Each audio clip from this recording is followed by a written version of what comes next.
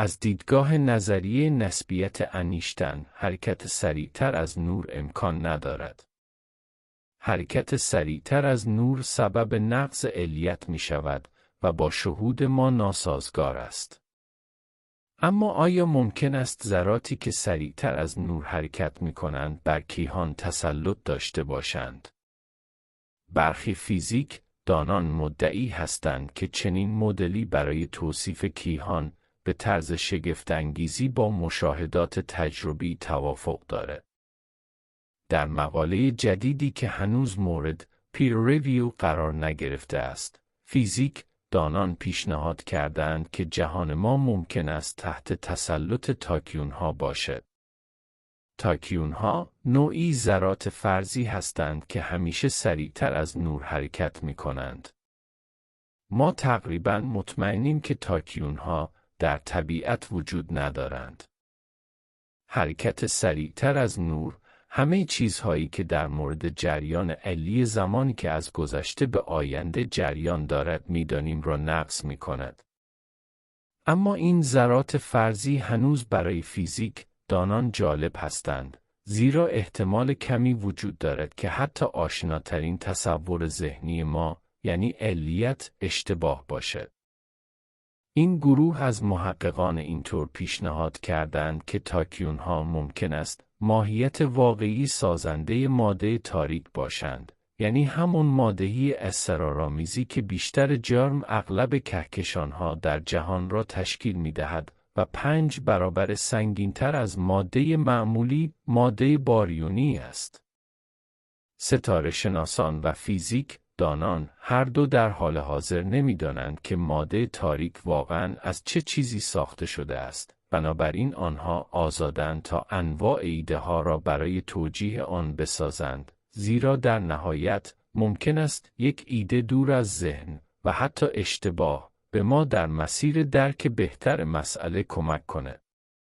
این محققان محاسبه کردند که جهان در حال انبساطی که پر از تاکیون‌ها باشد، قبل از شتابگیری مجدد می‌تواند در ابتدا از سرعت انبساط خود بکاهد. جهان ما در حال حاضر در یک فاز شتابدار است که توسط پدیده‌ای به نام انرژی تاریک هدایت می‌شود. بنابراین این مدل کیهانی تاکیون به طور بالقوه می‌تواند انرژی تاریک و ماده تاریک را همزمان توضیح دهد. برای آزمایش این ایده، فیزیک دانان مدل خود را با داده‌های رصد شده از ابرنواخترها مقایسه کردند. انفجارهای ابرنواختری نوعی انفجار ستاره‌ای است که به کیهانشناسان اجازه می‌دهد تا رابطه‌ای بین فاصله و سرعت انبساط جهان برقرار کنند. از طریق ابرنواخترهای نوعی بود که اخترشناسان در اواخر دهه 1990 برای اولین بار کشف کردند که سرعت انبساط جهان در حال افزایش است. فیزیکدانان دریافتند که مدل کیهانی تاکیونی در توضیح داده‌های ابرنواختری به اندازه مدل استاندارد کیهانشناسی که شامل ماده تاریک و انرژی تاریک است، خوب عمل می‌کند. با توجه به غیر متعارف بودن ایده، این مسئله جایی تعجب دارد. با این حال، این تنها آغاز ماجرا است.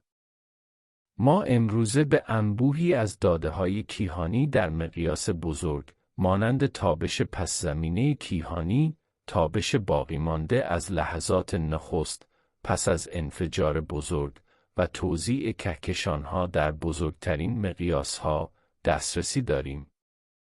گام بعدی برای آزمایش این ایده، مقایسه آن با داده‌های رصدی بیشتر است. با توجه به ماهیت نامحتمل تاکیون‌ها، بعید است مدل کیهانی تاکیونی بتواند از آزمون‌های دقیق بعدی با موفقیت بیرون بیاید. اما ادامه حرکت در راستاهای جدید و حتی غیر متعارف در کیهانشناسی مهم است. چرا که ما نمی‌دانیم چه زمانی ممکن است به موفقیت دست پیدا کنیم.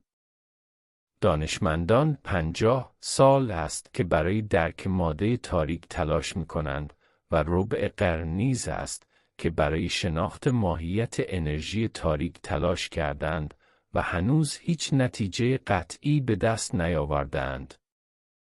شاید راه حل‌های این معماها در یک ایده غیرمنتظره نهفته باشند.